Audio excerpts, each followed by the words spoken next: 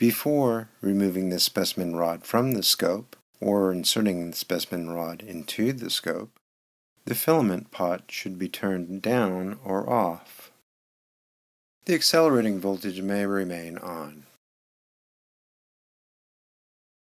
To insert the specimen rod into the scope, line up the pin with the hole in the receptacle. The evac air switch is in the air position.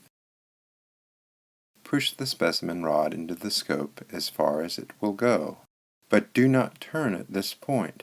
You will hear a click when the specimen rod has closed the switch. Toggle the evac air switch to evac.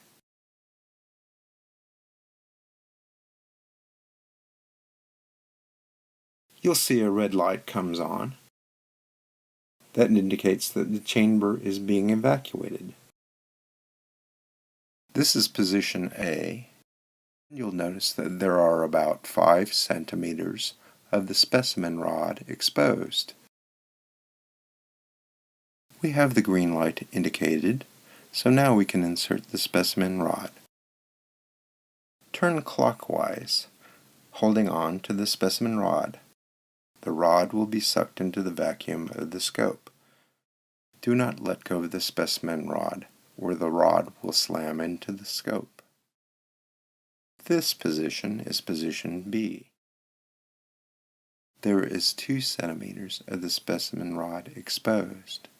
In this position, the specimen rod is in the vacuum of the scope, but not yet in the column.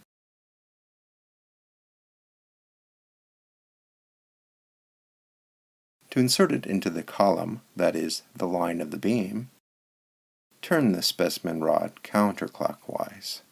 Hold on to the specimen rod and allow it to be pulled into the scope. This is position C. You will notice that the metal of the specimen rod is no longer exposed. The grid is now in the column in the beam path. To remove the specimen rod from the scope,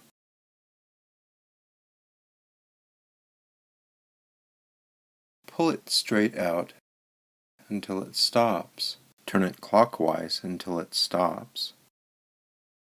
Pull it straight out. Turn it counterclockwise.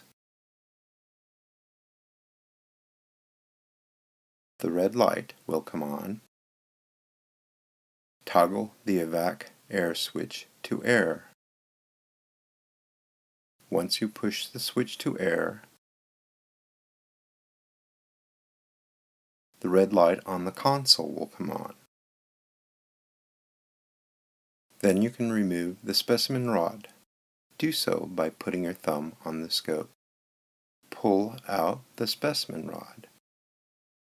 Once you pull the specimen rod out of the scope, take it immediately to the specimen rod holder. The specimen rod is a delicate piece of equipment, and if it gets spent, it will be useless in the scope. Remove the grid from the specimen rod and store it correctly. When we're done with our work, we leave the specimen rod in position A.